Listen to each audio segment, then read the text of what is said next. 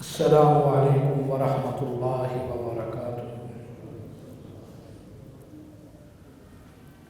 ان الحمد للہ نحمده ونستعینه ونستغفره ونعوذ باللہ من شرور انفسنا ومن سیئات اعمالنا، من يهده الله فلا مضل له ومن يضلل فلا هادي له، وأشهد أن لا إله إلا الله وحده لا شريك له، وأشهد أن محمدًا عبده ورسوله،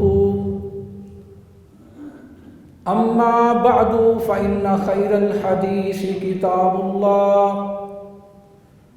وخير الهدي هدي محمد صلى الله عليه وآله وسلم تسليما كثيرا، وشر الأمور محدثاتها فإن كل محدثة بدعة، وكل بدعة ضلالة، وكل ضلالة في النار۔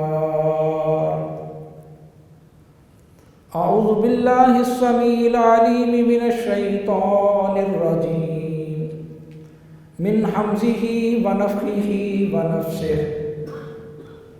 قال اللہ سبحانہ وتعالی: ان اللہ یأمر بالعدل والإحسان وإیتاء ذی القربى وینہی عن الفحشاء والمنکر والبغي يعظكم لعلكم تذكرون۔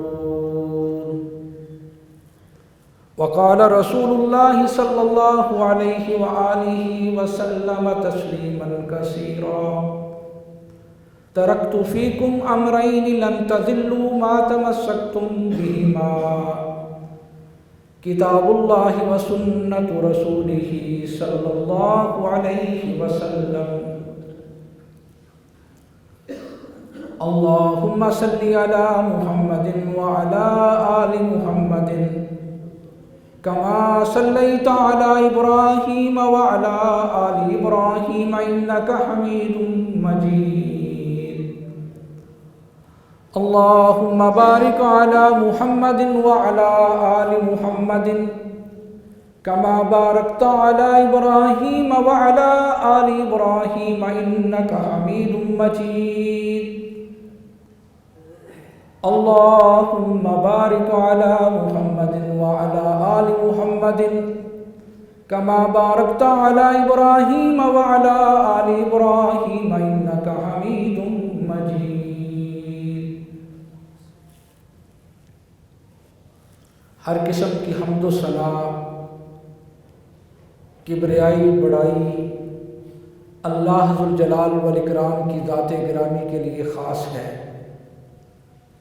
جو اللہ تنہا یکتا پوری کائنات کا خالق و مالک، داتا، دستگیر، پالنہار، لجپال، غوث اعظم، فریاد رس، بگڑی بنانے والا، بیٹا اور بیٹی کی تقسیم کرنے والا ہے۔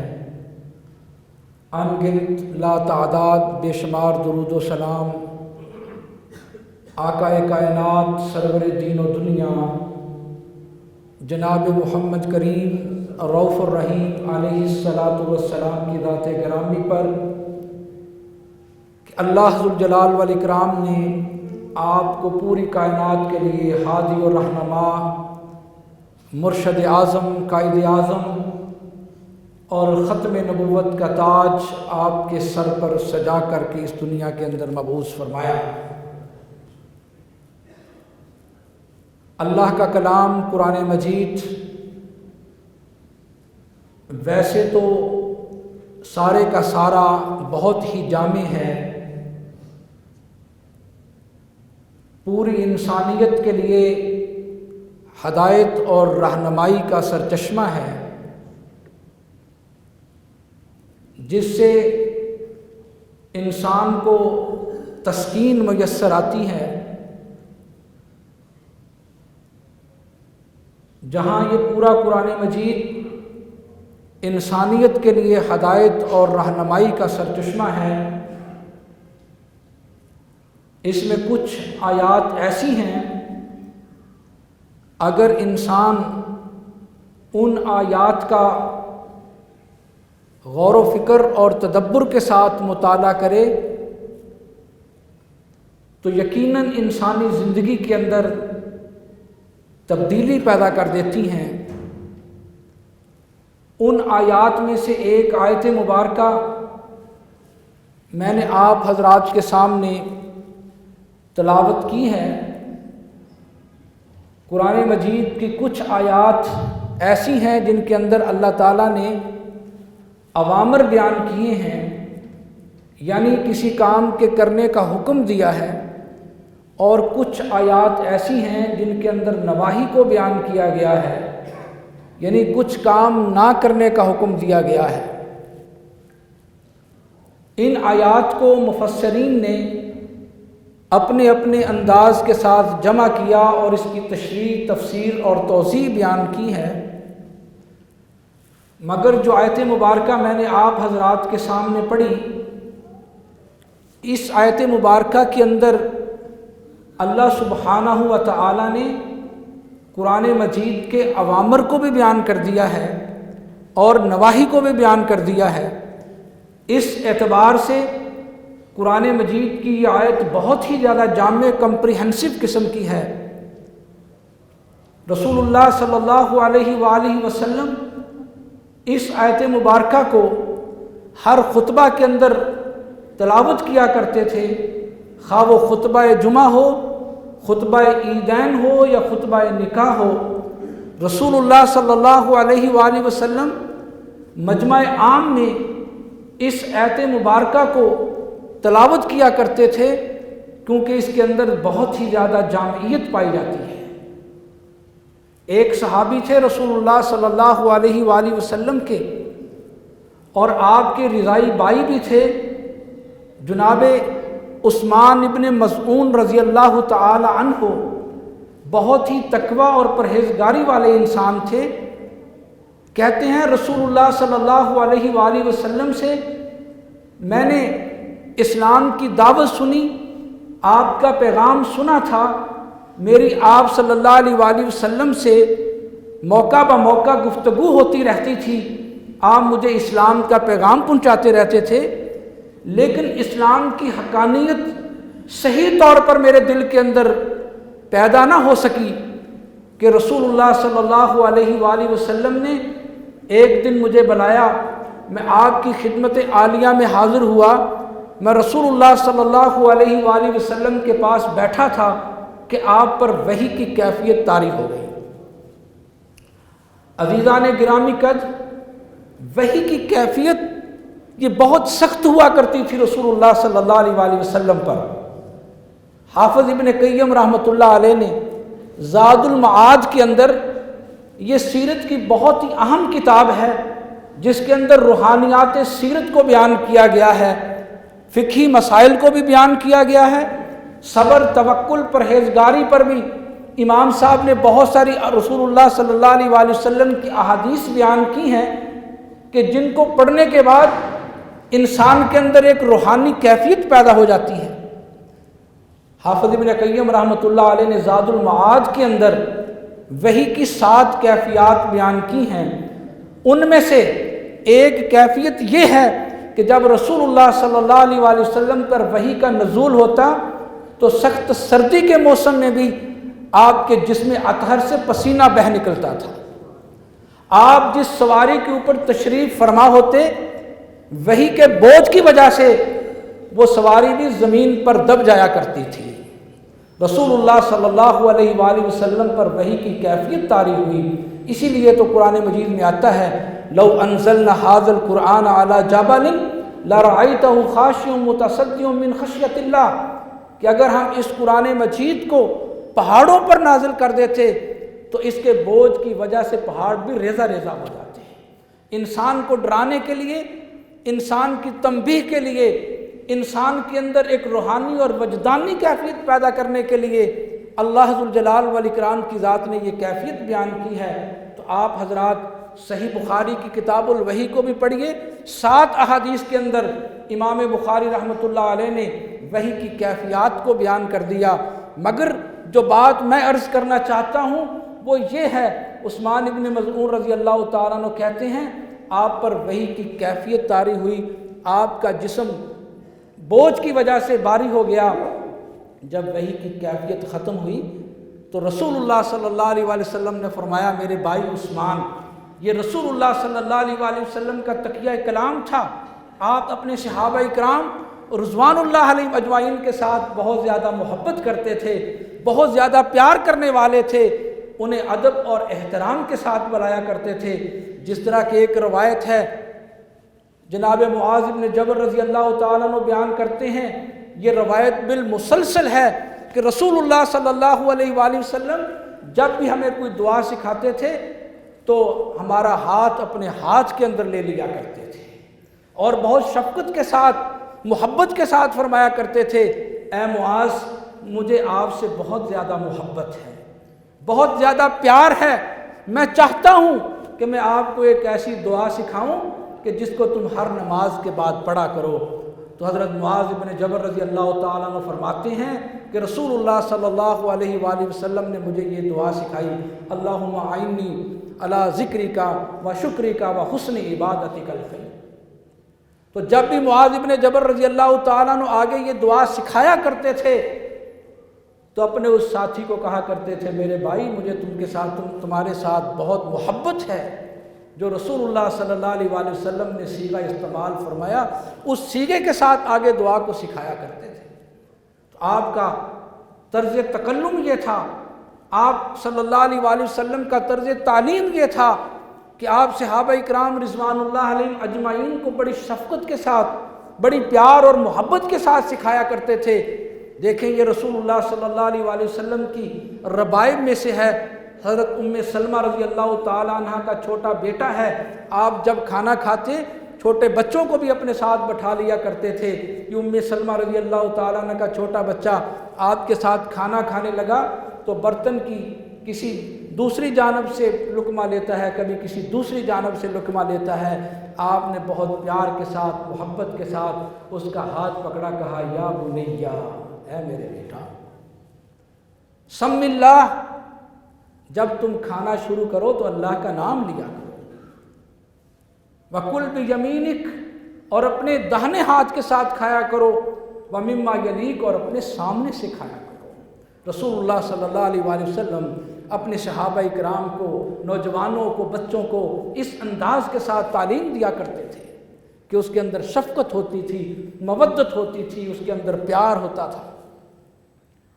तो उस्मान इब्न मज़ऊन रज़ी अल्लाह ताला अन्हु कहते हैं कि रसूलुल्लाह सल्लल्लाहु अलैहि वसल्लम ने फरमाया, मेरे दूध शरीक भाई, अल्लाह की तरफ से पैगाम आया है। मैंने कहा, अल्लाह के रसूल, अल्लाह की तरफ से पैगाम आए और जबरील अमीन अलैहिस्सलातु वस्सलाम आपके कल्ब अतहर के ऊपर वही का नज़ूल हो तो सबसे पहले आपकी ज़बान मुबारक से मैं सुनूं और उसको याद कर लूँ, इससे बड़ी सआदत की बात और कुछ नहीं हो सकती कि अल्लाह के रसूल सल्लल्लाहु अलैहि वसल्लम ने इस आयत मुबारका को 3 मरतबा मेरे सामने पढ़ा और मुझे याद हो गई।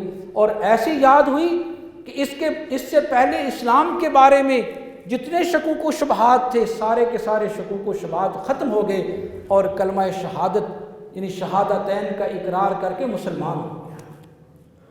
इतनी ज़्यादा मोहब्बत थी उस्मान इब्न मज़ऊन से रसूलुल्लाह सल्लल्लाहु अलैहि वसल्लम को कि कुतुब अहादीस के अंदर एक वाक़या आता है और इमाम बुखारी रहमतुल्लाह अलैह ने इसके ऊपर उन्वान कायम किया है कि मोमन की मैयत नापाक नहीं होती। और उसके नीचे जो हदीस लेकर आए हैं वो हज़रत उस्मान इब्न मज़ऊन रज़ी अल्लाह ताला अन्हु का वाक़या है कि जब हज़रत उस्मान इब्न मज़ऊन रज़ी अल्लाह ताला अन्हु फौत हो गए, अल्लाह को प्यारे हो गए, रसूलुल्लाह सल्लल्लाहु अलैहि वसल्लम उस मकाम पर पहुँचे जहाँ उस्मान इब्न मज़ऊन रज़ी अल्लाह ताला अन्हु की मैयत पड़ी थी। आपने उस्मान इब्न मज़ऊन रज़ी अल्लाह ताला अन्हु के चेहरे का बोसा लिया। इससे मुहद्दिसीन ने ये इस्तिदलाल किया है कि मोमन दुनिया के अंदर होता है, ज़िंदा होता है, अल्लाह की तौहीद की वजह से वो पाक होता है और जब वो अपने अल्लाह के पास पहुंच जाता है उस वक़्त भी पाक होता है। मोमन की मैयत नापाक नहीं होती।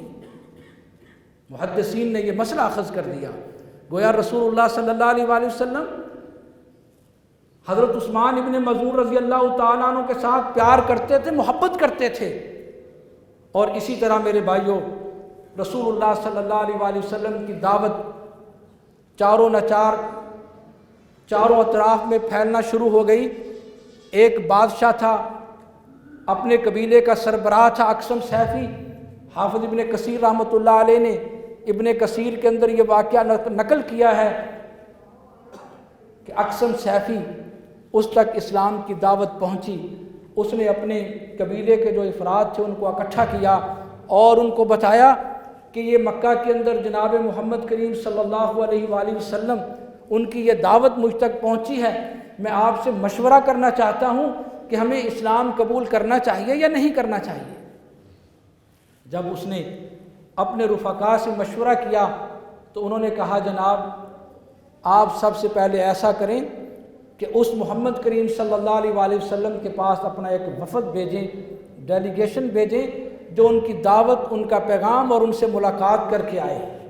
ایک وفد طے پایا، رسول اللہ صلی اللہ علیہ وآلہ وسلم کی خدمت میں حاضر ہوئے۔ آپ کی خدمت عالیہ میں حاضر ہو کر انہوں نے رسول اللہ صلی اللہ علیہ وآلہ وسلم سے گفتگو کی۔ اس میں سے پہلا سوال یہ کیا، من انتا، کہ آپ کون ہیں؟ رسول اللہ صلی اللہ علیہ وآلہ وسلم نے من انتا کے جواب میں فرمایا، انا محمد ابن عبداللہ، میں عبداللہ کا بیٹا محمد ہوں صلی اللہ علیہ وآلہ وسلم۔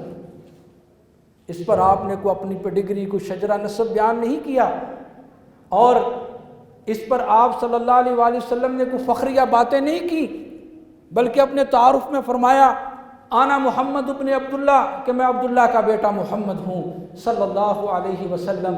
اور دوسرا سوال انہوں نے یہ کیا، وما انتا، آپ کا ڈیزگنیشن کیا ہے، آپ کا عہدہ کیا ہے، آپ کا مقام اور مرتبہ کیا ہے؟ تو رسول گرامی صلی اللہ علیہ وسلم نے فرمایا، انا رسول اللہ، میں اللہ کا رسول ہوں۔ میرے عزیز بھائیوں، رسول اللہ کے منصب اور مقام پر فائز ہونا اس کائنات کے اندر سب سے بڑا عہدہ ہے۔ جس انسان کے ساتھ اللہ ذوالجلال والاکرام کی ذات براہ راست کلام فرماتے ہوں، کیا اس سے بڑا شخص، اس سے بڑا انسان آسمان کی اس چھت کے نیچے، زمین کی اس چھت کے اوپر کوئی ہو سکتا ہے؟ جس کو اللہ ذوالجلال والاکرام کی ذات رسول اللہ کے منصب پر فائز کر دیں، میں یہ سمجھتا ہوں اس سے بڑا کوئی عہدہ نہیں ہو سکتا۔ اور اگر کوئی شخص رسول گرامی جناب محمد کریم صلی اللہ علیہ وآلہ وسلم کو رسول اللہ کہہ کر پکارتا ہے، میں یہ سمجھتا ہوں کہ وہ رسول اللہ صلی اللہ علیہ وآلہ وسلم کے ساتھ سب سے زیادہ محبت اور پیار کرنے والا ہے۔ سب سے بڑا عہدہ اس کائنات کے اندر رسول اللہ کا ہے، اللہ کا نمائندہ ہونا ہے، اللہ کا پیغمبر ہونا ہے، اور اللہ کی طرف سے رسالت کا بل جانا ہے۔ اور یہ سب سے بڑی نصیبے کی بات ہے، کیونکہ رسول اللہ کے ساتھ اللہ کی ذات براہ راست کلام فرماتے ہیں۔ دیکھیے معاہدہ حدیبیہ لکھا جا رہا تھا کہ قریش کی جانب سے مذمت ہوئی، انہوں نے کہا یہ رسول اللہ، ہم آپ کو رسول اللہ کی حیثیت سے نہیں مانتے، اس کو مٹا دیا جائے۔ رسول اللہ صلی اللہ علیہ وآلہ وسلم نے مصلحت کے پیش نظر اس کو مٹانے کا حکم دیا۔ جناب عمر رضی اللہ تعالیٰ عنہ کہتے ہیں اللہ کے رسول صلی اللہ علیہ وآلہ وسلم اتنی مصلحت؟ تو آپ اس کے جواب میں فرماتے عمر، میں جانتا ہوں انا رسول اللہ، میں اللہ کا رسول ہوں۔ اس کا مطلب ہے وحی میری طرف نازل ہوتی ہے، وحی تمہاری طرف نازل نہیں ہوتی۔ وما ينطق عن الهوى ان هو الا وحی یوحی، رسول وہ ہوتا ہے جس کی طرف وحی نازل ہو، اور وحی کی 7 اقسام جس طرح میں نے پہلے عرض کیا، حافظ ابن قیم رحمۃ اللہ علیہ نے بیان فرما دی۔ اس میں سے ایک وحی کی قسم یہ بھی ہے کہ اللہ سبحانہ و تعالیٰ ایسے انسان کے ساتھ براہ راست کلام فرماتے ہیں۔ تیسرا سوال انہوں نے کیا کہ آپ پر نازل کیا ہوتا ہے، آپ کے پاس اللہ کا کون سا پیغام ہے؟ اگر تم رسول اللہ ہو تو ہمیں ذرا اس اللہ کا پیغام بھی سناؤ۔ تو رسول اللہ صلی اللہ علیہ وآلہ وسلم پڑھتے ہیں، ان اللہ یأمر بالعدل والاحسان وایتاء ذی القربى وینہی عن الفحشاء والمنکر والبغی یعظکم لعلکم تذکرون۔ جب رسول اللہ صلی اللہ علیہ وآلہ وسلم نے یہ آیت مبارکہ پڑھی، सलाम व दुआ का तबादला करने के बाद उठ कर चले गए और अपने कबीले में जाकर अपने बादशाह को कहने लगे, जनाब जो तुमने फ़ैसला किया है ठीक किया है। वो पूरे का पूरा कबीला मुसलमान हो जाता है। आखिर इस आयत मुबारका के अंदर है क्या जो इंसानों के अंदर तब्दीली पैदा कर रही है, जो अल्लाह का सही मैसेज और पैगाम है। मेरे अजीज़ भाइयों, इसके अंदर 3 अवामर बयान कर दिए गए हैं, 3 काम करने का हुक्म दे दिया गया है और 3 काम ना करने का हुक्म दिया गया है। उसमें से पहला काम क्या है, इन्नल्लाह यामुरू, कि बेशक अल्लाह सुब्हानहू व तआला तुम्हें ये हुक्म देते हैं बिल अदली, के अदल करो। एक अदल का मफहूम तो हमारे यहाँ मारूफ है कि अगर 2 भाई आपस के अंदर लड़ पड़े तो उनके दरमियान सुलह करवा देना, उनके दरमियान इंसाफ कर देना, ये अदल है। हाँ, ये भी अदल है। और अदल की जो तारीफ़ मुहद्दिसीन ने की है वो ये है, वज़्उ शै अला महल्लिही, किसी भी इंसान को किसी भी चीज़ को उसका असल मकाम दे देना, ये अदल है। और अदल का जो उल्ट है वो जुल्म है, वज़्उ शै अला गैरि महल्लिही, किसी भी चीज़ को किसी भी इंसान को उसका असल मकाम ना देना, ये जुल्म है। और अल्लाह सुब्हानहू व तआला अदल के मुआशरे को प्रमोट करते हैं। रसूल गिरामी सल्लल्लाहु अलैहि वसल्लम ने अदल के मुआशरे को प्रमोट किया है और अल्लाह सुब्हानहू व तआला ने जुल्म की मज़म्मत की है और रसूलुल्लाह सल्लल्लाहु अलैहि वसल्लम ने जुल्म के मुआशरे को निगलेक्ट किया है। तो आज अगर हमारे मुआशरे के अंदर भी अदल पैदा हो जाए तो ये मुआशरा तरक्की की जानब गामज़न हो जाए। तो सबसे पहला मफ़हूम अदल का अहकामुल कुरान जस्सास के अंदर इमाम इब्न जस्सास रहमतुल्लाह अलैह ने बयान किया और इस पर बहुत अच्छी तफसीर और तौज़ीह बयान की कि सबसे पहला अदल एक मुसलमान मोमिन का अपनी अल्लाह के साथ क्या होना चाहिए, इसके कुछ तकाज़े बयान किए। एक मुसलमान मोमिन, इसका अपने अल्लाह ज़ुल जलाल वल इकराम के साथ एक और रिश्ता होता है। वो रिश्ता क्या है? वो खालिक और मखलूक का रिश्ता है, वो इताअत और फर्मा बरदारी का रिश्ता है, वो अल्लाह ज़ुल जलाल वल इकराम के ज़ात के अहकामात को मानने का रिश्ता है। अल्लाह की ज़ात के साथ अदल क्या है कि इंसान तौहीद को इख्तियार करे। जब एक मुसलमान इस बात का इकरार करता है, अलम नजअल्लाहु ऐनैन व लिसान व शफ़तैन व हदैनाहु नजदैन फलक्तहमल अक़बत व मा अदराक मल अक़बा फक्कु रक़बतिन औ इत्आमुन फ़ी यौमिन ज़ी मस्ग़बा। जब इंसान इस बात का इतराफ़ कर ले कि आँखें मुझे अल्लाह ने दी हैं, ये सोचने के लिए दिल दिमाग मुझे अल्लाह ने अता किया है और चलने के लिए पाँव अता किए हैं, एक खूबसूरत मुजस्सम शक्ल के अंदर पैदा किया है।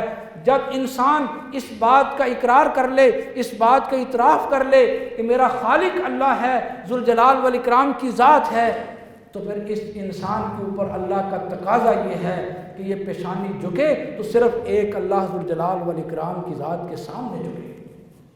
सजदा हो, रकू हो, क़याम हो, इबादत हो, नज़र हो, मन्नत हो, चढ़ावा हो, तो सिर्फ़ एक अल्लाह ज़ुल जलाल वल इकराम की ज़ात गिरामी के लिए होना चाहिए। ये इंसान अल्लाह ज़ुल जलाल वल इकराम की ज़ात की तौहीद का इकरार करने वाला हो। इधर से सदा आए हय्या अलल फलाह, हय्या अलस सलाह, तो ये इंसान अपने कारोबार को, मुआमलात को तर्क करके, छोड़ करके अल्लाह ज़ुल जलाल वल इकराम के हुक्म पर लब्बैक कहता हुआ अल्लाह के घर के अंदर आ जाए, रुकू के अंदर आ जाए, क़याम और सजदे के अंदर आ जाए।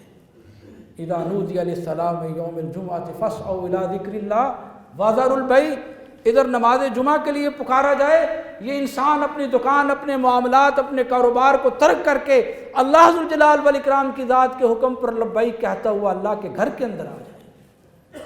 ये अल्लाह ज़ुल जलाल वल इकराम की ज़ात का तकाज़ा है। अल्लाह ज़ुल जलाल वल इकराम की ज़ात तकाज़ा करे, ये तुम्हारी मईशत सूद की मईशत है, ये तुम्हारा कारोबार हराम का कारोबार है, تو انسان یہ نہ سوچے ایک دنیاوی فائدے کے لیے کہ اس کے اندر تو بڑا مال و دولت ہے، میں نے تو اس کے اوپر بڑی انویسٹمنٹ کی ہے۔ جب اس کو معلوم ہو جائے کہ یہ اللہ کا حکم ہے، یہ سود ہے، رسول کریم صلی اللہ علیہ وآلہ وسلم نے اس سے منع کیا ہے، تو یہ انسان اللہ کے حکم پر لبیک کہتا ہوا سودی کاروبار کو، معاملات کو، تجارت کو چھوڑ دے۔ یہ اللہ ذوالجلال والاکرام کی ذات کے ساتھ عدل ہے۔ اگر یہ تقاضے ہم پورا نہیں کر رہے، اگر ہماری یہ کیفیت نہیں ہے، تو پھر ہمیں فکر کرنی چاہیے، اپنے ایمان کے بارے میں سوچنا چاہیے، اپنی زندگی کے بارے میں سوچنا چاہیے، کیا ہم اللہ سبحانہ و تعالیٰ کے ساتھ عدل کر رہے ہیں یا نہیں کر رہے ہیں؟ یہ اللہ ذوالجلال والاکرام کی ذات کے ساتھ عدل کے تقاضے ہیں کہ قرآن مجید کی آیات کو، اللہ ذوالجلال والاکرام کے فرامین کو حرز جہاں بنایا جائے، اس کے مطابق اپنے شب و روز، اس کے مطابق لین دین، کاروبار، معیشت، اس کے مطابق اپنی سماجی اور خانگاہ، اپنی عائلی زندگی، سب کچھ اس کے مطابق بسر کیا جائے۔ یہ اللہ ذوالجلال والاکرام کی ذات کے ساتھ عدل کے تقاضے ہیں، اور اللہ ذوالجلال والاکرام کی ذات اس انسان سے تقاضا کرے کہ مجھے اپنی جان کی خون کا آخری قطرہ بھی میرے راستے کے اندر بہا دیا جائے، تو یہ انسان اس سے بھی گریز نہ کرے کہ یہ جان دی ہوئی اسی کی ہے، کہ حق تو یہ ہے کہ حق ادا نہ ہوا۔ انسان اپنے جسم کا آخری خون کا قطرہ بہا کر بھی یہ کہے کہ جو اللہ کی ذات کا حق تھا میرے اوپر، وہ حق ابھی ادا نہیں ہوا۔ حضرت ابراہیم علیہ السلام کی مثال آپ کے سامنے ہے۔ خواب کے اندر دیکھتے ہیں اپنے بیٹے کو ذبح کر رہا ہوں، انی ارا فی المنام انی اذبحک فانظر ماذا ترا، اور وہ بیٹا جو اللہ ذوالجلال والاکرام کی ذات نے بڑھاپے کی عمر میں عطا کیا، اب نوجوانی کی عالم میں پہنچا ہے۔ ہر باپ کی یہ خواہش ہوتی ہے کہ میرا بچہ، میرا بیٹا جوانی کی عمر کو پہنچے، اور جوانی کی عمر کو پہنچ کر میرا سہارا بنے۔ ہر والدین کی یہ خواہش ہوتی ہے۔ یقیناً ابراہیم علیہ السلام کی بھی خواہشیں تھیں۔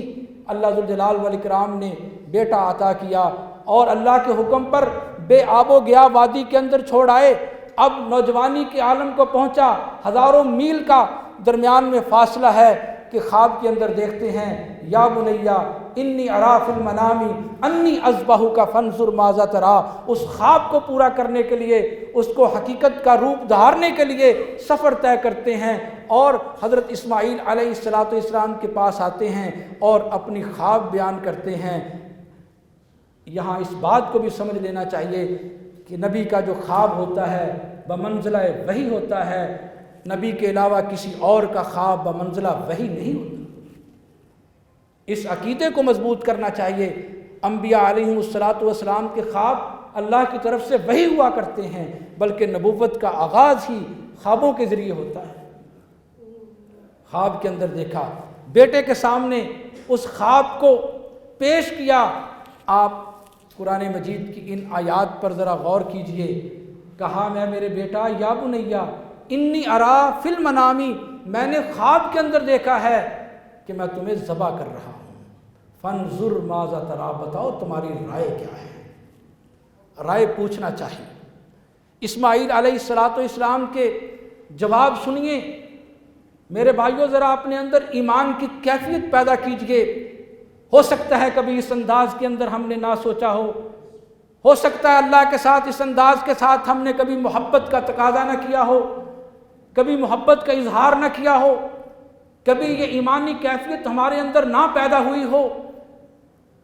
حضرت اسماعیل علیہ السلام نوجوانی کی عمر ہے، لڑکپن ہے، خواہشات ہوں گی، لیکن اللہ ذوالجلال والاکرام کی ذات نے کیسا ایمان عطا کیا ہے، کیسی ٹریننگ اور تربیت ہوئی ہے۔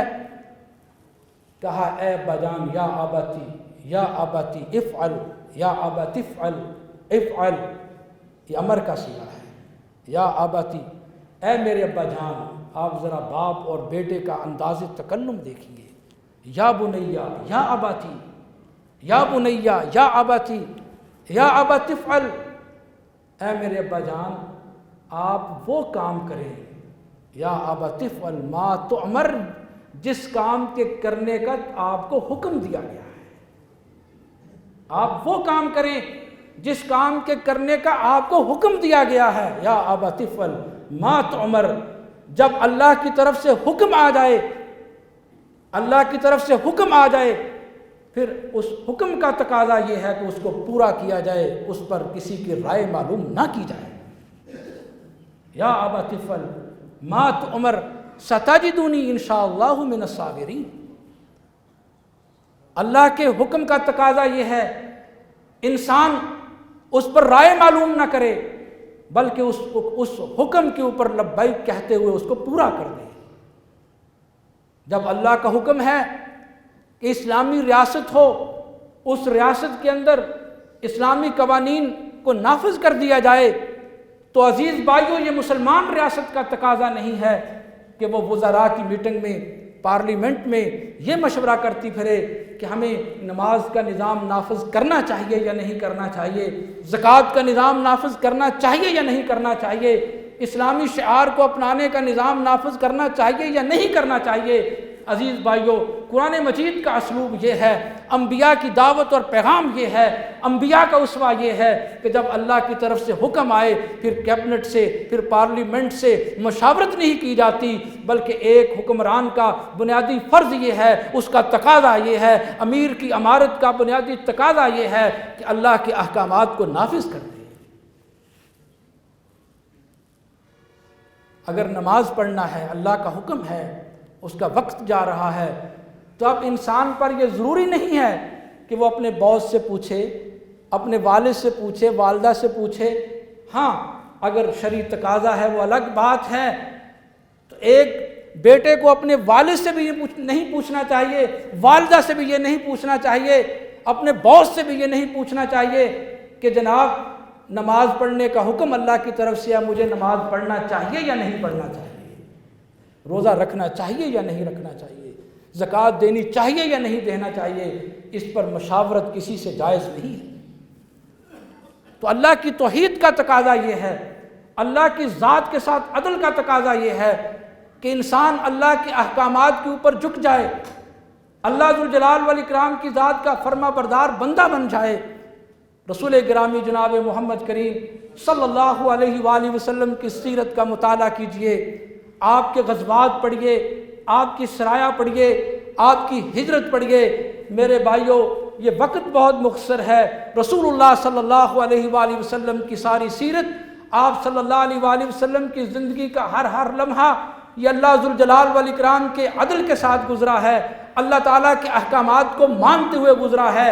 آپ نے یہ پرواہ نہیں کی کہ اب اللہ کا حکم آیا ہے تو ہم 313 ہے اور دوسری طرف بڑا لشکر ہے، 1000 اور سامان حرب کے ساتھ لیس ہے، لیکن اللہ کے رسول صلی اللہ علیہ وآلہ وسلم نے اللہ کے حکم پر لبیک کہتے ہوئے ان 313 کو بھی، جن کے اندر نوجوان بھی ہیں، بچے بھی ہیں، بوڑھے بھی ہیں، سامان حرب کی بھی کمی ہے، ان 313 کو میدان بدر کے اندر کھڑا کر دیا اور اللہ کے سامنے کھڑا کر کے استستغیثون ربکم فاستجاب لکم انی ممدکم بألف من الملائکۃ مردفین۔ پھر جب 313 کو میدان بدر کے اندر کھڑا کر دیا تو پھر اللہ ذوالجلال والاکرام کی ذات نے جب اطاعت کا، جب اللہ ذوالجلال والاکرام کی ذات نے اپنی ذات کے ساتھ محبت اور پیار کا یہ منظر دیکھا تو فرمایا میرے پیارے محبوب جناب محمد کریم صلی اللہ علیہ وآلہ وسلم، اب تم تنہا نہیں ہو، ہمارے فرشتے بھی قطار اندر قطار تمہاری مدد کے لیے کھڑے ہیں۔ جناب عباس رضی اللہ تعالیٰ عنہ بیان کیا کرتے تھے،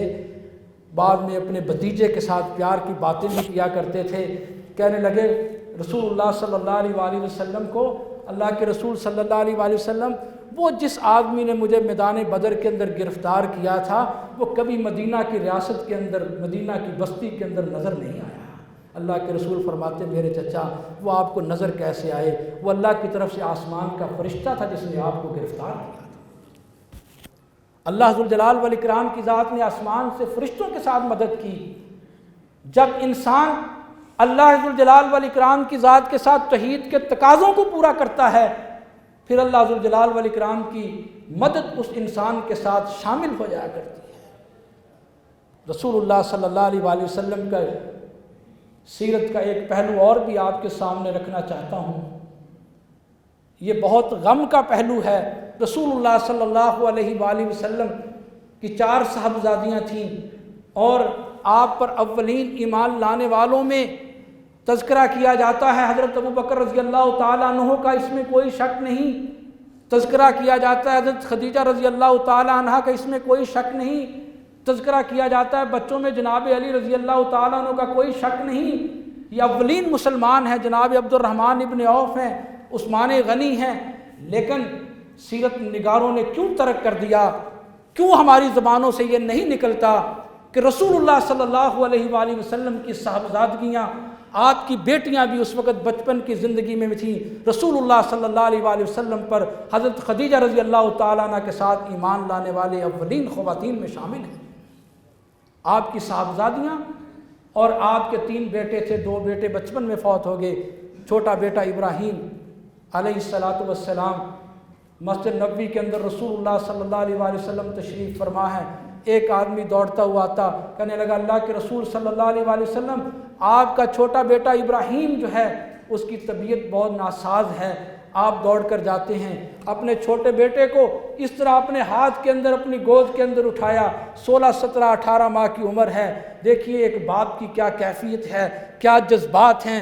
رسول اللہ صلی اللہ علیہ وآلہ وسلم اس طرح گود کے اندر اٹھاتے ہیں، اور آپ کے ہاتھوں کے اندر آپ کا پیارا بیٹا اللہ کے پاس پہنچ جاتا ہے۔ رسول گرامی صلی اللہ علیہ وآلہ وسلم کی آنکھوں سے آنسو جاری ہیں۔ جہاں رسول اللہ صلی اللہ علیہ وآلہ وسلم فرتے جذبات سے آپ کے آنسو نکلے، ان مقامات میں سے ایک مقام یہ بھی ہے جب آپ کا پیارا بیٹا آپ کے ہاتھوں میں اللہ کے پاس چلا جاتا ہے۔ آپ غمی کے ان لمحات میں کیا فرماتے ہیں؟ یا بنیا، اے میرے بیٹا، آج آپ کی جدائی کی وجہ سے میرا دل غمگین ہے۔ والعین قد تدمع والقلب یحزن، دل غمگین ہے، آنکھیں آنسو بہا رہی ہیں۔ ولا تقولوا ما لا یرضی ربنا، مگر میں اپنی زبان سے وہ الفاظ نہیں کہنا چاہتا اے میرے اللہ جن الفاظ کی وجہ سے تو ناراض ہو جائے۔ انسان پر خوشی کے جذبات ہوں تو پھر بھی اللہ ذوالجلال والاکرام کی ذات کے احکامات کو ترک نہ کرے۔ انسان پر خوشی ہو، اللہ کی ذات کے ساتھ تعلق، انسان پر غمی ہو، اللہ ذوالجلال والاکرام کی ذات کے ساتھ تعلق کو قائم رکھنا چاہیے۔ پریشانی، مصیبت، اذا اصابتہم مصیبۃ قالوا انا للہ و انا الیہ راجعون، ایسے انسانوں کے لیے اللہ سبحانہ و تعالیٰ نے خوشخبریاں رکھی ہیں۔ مصائب پر برداشت کرنا، مصائب پر صبر کرنا، ان موقعوں کے اوپر جو لوگ صبر اور برداشت کو قائم کر لیتے ہیں، پھر اللہ ذوالجلال والاکرام کے ذات سامنے ان کے بڑا مقام اور مرتبہ ہوا کرتا ہے۔ تو اللہ کی ذات کے ساتھ پہلا تقاضا عدل کا یہ ہے کہ انسان توحید کو اختیار کر لے، انسان اللہ ذوالجلال والاکرام کی ذات کا موحد فرما بردار بندہ بن جائے۔ اور اس کا الٹ شرک ہے، اللہ کی ذات کے ساتھ عدل کا تقاضا یہ ہے کہ ظلم اور شرک کو چھوڑ دے،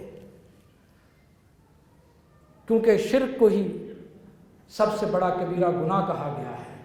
یا بنیا لا تشرک باللہ ان الشرک لظلم عظیم، توحید کو عدل کہا گیا اور شرک کو ظلم کہا گیا ہے۔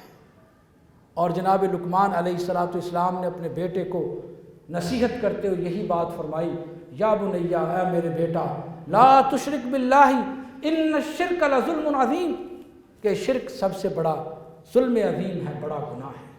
یہ توحید کو قائم کرنا یہ اللہ کی ذات کے ساتھ عدل ہے۔ اور دوسرا بڑا عدل جناب پیارے پیغمبر جناب محمد کریم رؤوف الرحیم علیہ السلام کی ذات کے ساتھ عدل ہے۔ اب اللہ کی ذات کے ساتھ عدل کے تقاضے اور ہیں، رسول اللہ صلی اللہ علیہ وآلہ وسلم کی ذات کے ساتھ عدل کے تقاضے اور ہیں، اور رسول اللہ صلی اللہ علیہ وآلہ وسلم کی ذات کے ساتھ عدل کیسے ہو سکتا ہے کہ آپ کی اطاعت کی جائے، آپ کی فرما برداری اختیار کی جائے، رسول اللہ صلی اللہ علیہ وآلہ وسلم کی سنتوں کے ساتھ پیار کیا جائے، آپ کی سیرت کا مطالعہ کیا جائے، اور پھر اس مطالعہ کے تناظر میں، اس مطالعہ کی روشنی میں اپنی زندگی کو بسر کیا جائے۔ یہ رسول اللہ صلی اللہ علیہ وآلہ وسلم کی ذات کے ساتھ عدل کا سب سے بڑا تقاضا ہے۔ ایک واقعہ آپ کے سامنے رکھتا ہوں۔ رسول اللہ صلی اللہ علیہ وآلہ وسلم کی ذات کے ساتھ محبت کیسے ہوتی ہے، آپ کے ساتھ پیار کیسے ہوتا ہے، پھر اس انسان کو اس پر ملتا کیا ہے۔ ایک خاتون صحابیہ تھی فاطمہ بنت قیس رضی اللہ تعالی عنہ۔ ان کی شادی جناب ابو عمر بن حفص رضی اللہ تعالیٰ عنہ کے ساتھ ہوئی، وہ بھی رسول اللہ صلی اللہ علیہ وآلہ وسلم کے صحابی تھے۔ جناب ابو عمر بن حفص نے حضرت فاطمہ بنت قیس رضی اللہ تعالیٰ عنہ کو طلاق دے دی، اور جب طلاق دی کچھ تھوڑا سامان بھی دے دیا۔ یہ صحیح مسلم کے اندر واقعہ موجود ہے۔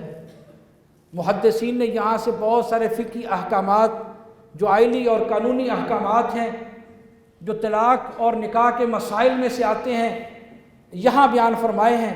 مگر میں جو بات یہاں بیان کرنا چاہتا ہوں وہ یہ ہے کہ حضرت فاطمہ بنت قیس رضی اللہ تعالیٰ عنہ نے رسول اللہ صلی اللہ علیہ وسلم کے حکم کے مطابق عبداللہ ابن ام مکتوم کے ہاں اپنی عدت کی زندگی بسر کی۔ عدت کی زندگی جب انہوں نے بسر کی، عدت کے اختتام پر جناب معاویہ بن سفیان رضی اللہ تعالیٰ عنہ نے اور ابو جہم نے آپ کو نکاح کا پیغام بھیجا۔ وہ رسول اللہ صلی اللہ علیہ وآلہ وسلم کے پاس مشورہ کرنے کے لیے آئی۔ اللہ کے رسول صلی اللہ علیہ وسلم، مجھے معاویہ بن سفیان نے بھی نکاح کا پیغام دیا ہے اور مجھے ابو جہم نے بھی پیغام دیا ہے نکاح کا۔ تو آپ نے معاویہ بن سفیان اور ابو جہم کے ساتھ نکاح نہ کرنے کا مشورہ دیا، اور جب آپ نے مشورہ دیا ساتھ فرمایا فَأَنْكِحِي اسامہ، میرا مشورہ اور حکم یہ ہے، فَأَنْكِحِي یہ امر کے صیغہ کے ساتھ ہے، حکم کے ساتھ، فَأَنْكِحِي اسامہ میرا حکم یہ ہے کہ تم اسامہ کے ساتھ نکاح کر لو، اسامہ کے ساتھ نکاح کر لو۔ فاطمہ بنت قیس رضی اللہ تعالیٰ عنہ کہتی ہیں کہ مدینہ کی بستی میں سب سے ناپسندیدہ مجھے اسامہ لگتا تھا۔ امام نووی رحمۃ اللہ علیہ نے اس کی شرح میں لکھا ہے کہ فاطمہ بنت قیس کہتی ہیں مدینہ کی بستی میں سب سے برا مجھے اسامہ لگتا تھا۔ تو رسول اللہ صلی اللہ علیہ وسلم نے فرما دیا فَأَنْكِحِي اسامہ، اسامہ کے ساتھ نکاح کر لو۔ اللہ اکبر، تھا مجھے ناپسندیدہ مگر میں رسول اللہ صلی اللہ علیہ وآلہ وسلم کے حکم کو ٹال نہ سکی۔ اس کو کہتے ہیں اطاعت اور فرما برداری، کہ مصور کھینچ وہ نقشہ کہ جس میں یہ صفائی ہو، ادھر فرمان پیغمبر ہو ادھر گردن جھکائی۔ اس کو کہتے ہیں اطاعت اور فرما برداری۔ اور ریاست مدینہ کی ایک خاتون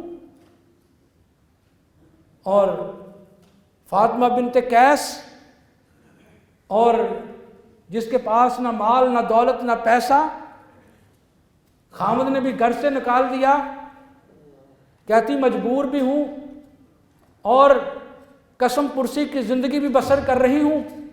رسول اللہ صلی اللہ علیہ وسلم فرماتے ہیں فَأَنْكِحِي اسامہ، غلام کا بیٹا اسامہ، اس کے ساتھ نکاح کر لو۔ کہتی اللہ کے رسول صلی اللہ علیہ وآلہ وسلم کا حکم نہ ٹال سکی۔ یہ آج کے معاشرے کے لیے ایک سبق اور پیغام ہے، ان اولادوں کے لیے سبق اور پیغام ہے جو اپنے والدین کی نافرما برداری کرتی ہیں۔ فَأَنْكِحِي اسامہ، اسامہ کے ساتھ نکاح کر لو۔ کہتی میں اللہ کے رسول صلی اللہ علیہ وسلم کا یہ حکم نہ ٹال سکی، میں نے اسامہ کے ساتھ نکاح کر لیا۔ اور آج یہ کچھ سال گزرے ہیں، اللہ ذوالجلال والاکرام کی ذات نے اس نکاح کے اندر اتنی برکت پیدا کر دی، آج اللہ تعالیٰ نے کثیر العیال بھی کر دیا، کثیر المال بھی کر دیا، اولاد بھی عطا کر دی، اللہ تعالیٰ نے مال بھی عطا کر دیا۔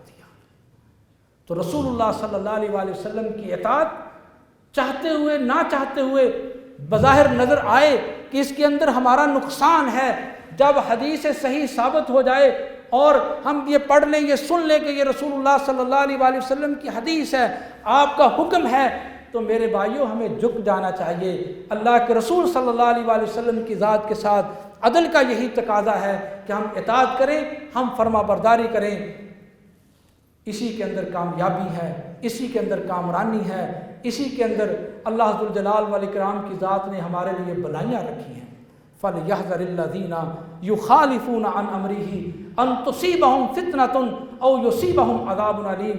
دیکھیے شاہ ولی اللہ رحمۃ اللہ علیہ نے ایک واقعہ لکھا ہے کہ عید کا موقع ہے، عید گاہ ہے اور لوگ بیٹھے ہوئے ہیں، جناب علی رضی اللہ تعالیٰ عنہ بھی تشریف فرما ہے کہ ایک آدمی آیا، اس نے عید گاہ کے اندر آ کر 2 نفل یا 2 رکعتیں نماز پڑھنا شروع کر دی۔ جناب علی رضی اللہ تعالیٰ عنہ نے اس کو منع کیا، بھئی یہ رسول اللہ صلی اللہ علیہ وآلہ وسلم کا طریقہ نہیں ہے، آپ نے عید گاہ نماز عید ادا کرنے سے پہلے عید گاہ کے اندر کوئی نماز نہیں پڑھی، کوئی خطبہ آپ نے نہیں دیا، یہ رسول اللہ صلی اللہ علیہ وسلم کا طریقہ نہیں ہے۔ اس نے دوبارہ نماز پڑھنا شروع کر دی، 3 دفعہ اس نے ایسا کیا۔ تیسری دفعہ جناب علی رضی اللہ تعالیٰ عنہ نے کہا کہ جناب یہ رسول اللہ صلی اللہ علیہ وسلم کا طریقہ نہیں ہے، آپ کی سنت کی مخالفت کر رہے ہیں، اور ساتھ یہ آیت پڑھی۔ تو وہ آدمی بول کر کہنے لگا کہ جناب علی اگر نماز، جس طرح ہمارے یہ تصورات ہیں کہ جناب علی اگر نماز پڑھتے ہوئے اللہ کا عذاب آتا ہے تو آنے دو، اگر نماز پڑھتے ہوئے اللہ کا عذاب آتا ہے تو آنے دو۔ حضرت علی رضی اللہ تعالیٰ کا جملہ بہت قیمتی ہے، آپ فرماتے ہیں جناب تم پر عذاب اس وجہ سے نہیں آئے گا کہ تم نماز پڑھ رہے ہو، تم پر عذاب تو اس وجہ سے آئے گا کہ تم رسول کریم صلی اللہ علیہ وآلہ وسلم کی مخالفت کر رہے ہیں۔ فَلْيَحْذَرِ الَّذِينَ يُخَالِفُونَ عَنْ أَمْرِهِ أَن تُصِيبَهُمْ فِتْنَةٌ أَوْ يُصِيبَهُمْ عَذَابٌ أَلِيمٌ۔ رسول اللہ صلی اللہ علیہ وآلہ وسلم کی مخالفت جس معاشرے کے اندر ہو، وہ معاشرہ پر فتنوں اور مصائب اور عذابوں کے اندر مبتلا ہو جاتا ہے۔ عزیز بھائیو، اگر ہم ان مصائب سے، ان پریشانیوں سے، ان فتنوں سے باہر آنا چاہتے ہیں اور اپنے ایمان کی حفاظت کرنے چاہتے ہیں تو ہمیں اللہ اور اللہ کے رسول صلی اللہ علیہ وآلہ وسلم کے ساتھ محبت کرنا ہوگی، عدل کے تقاضوں کو بروئے کار لانا ہوگا۔